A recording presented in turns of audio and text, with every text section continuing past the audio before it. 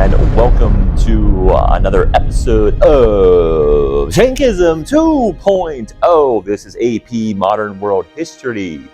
Today we're going to take a quick crash into 4.3, the Columbian Exchange.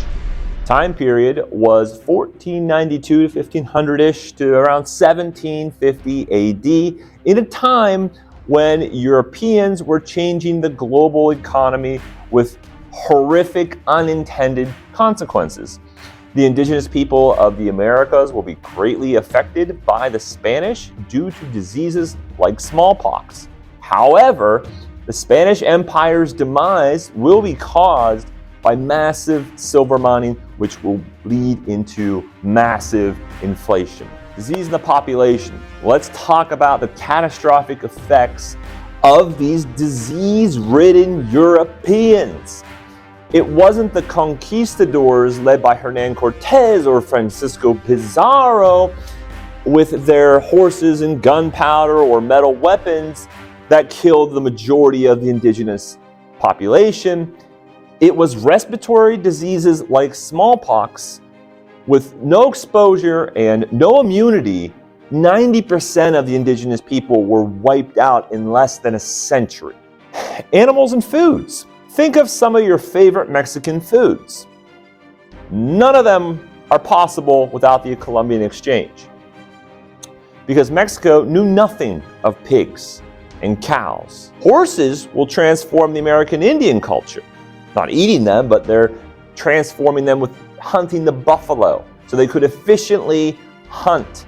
Okay? This will lead to a surplus of food. A surplus of food gives any culture more time to think and to pursue other things if you're not constantly in search of food, not hungry.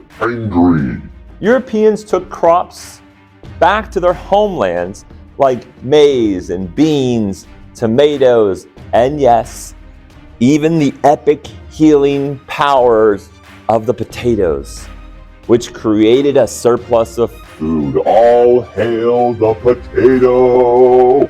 The medicinal potato. More food, healthier food, will lead to population growth in Europe. Population growth will actually, in Africa, will actually increase in the 16th and 17th century, even though millions will be kidnapped and taken from their homelands. This is caused by better nutrition from foods, like in Brazil with the yams. Okay, more food, better nutrition, population growth. Cash crops, forced labor. The Portuguese will focus on cash crops like sugar in Brazil. They didn't want to work in the fields. They're like, nah, that's way too hard. I'm not going to do that. Okay, so they forced indigenous people to do that hard work. Problem was, those indigenous people were dying from diseases, and they were escaping into the jungle because they knew the terrain. The Portuguese decided to import slaves from the Congo and the cities of the Swahili coast in response to this. They needed work. They outsourced that work to another continent and brought them in. Sugar labor in these engine hoes prompted the transatlantic slave trade. 90% of slaves went to the Caribbean and South America, and only about 6% went to North America. The Spanish noticed Portugal's success with sugar and decided to do the same thing. So they pursued sugar and tobacco as well.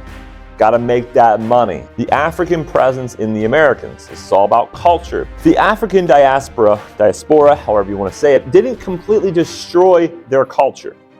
Many West Africans lost their native language within a generation, but they combined it with European languages to make new languages known broadly as Creole. African music had African music had syncopated rhythms. Okay? These rhythms will influence blues, gospels, jazz, rock and roll, reggae, hip hop, and even country. Music was used as a communication tool, maybe for escaping, things of like that nature, but also was a way of coping with the horrific pain they endured on a daily basis. Instruments like the banjo were created and played at this time as well. Another part of the African culture was food. Foods like gumbo with its rice and okra and meats are staples in southern US today. And if you haven't tried gumbo or jambalaya, I highly recommend it. Maybe it's a staple of Thanksgiving, maybe not. Only a few actually know. The Europeans did a number on the environment by mass deforestation for cultivating these lands during the Columbian Exchange. Plus, living in increasingly dense environments and communities, they're going to use up a lot of those resources, natural resources around them, plus causing pollution of a variety of sorts. Well, this has been another episode of Shankism. Thank you very much.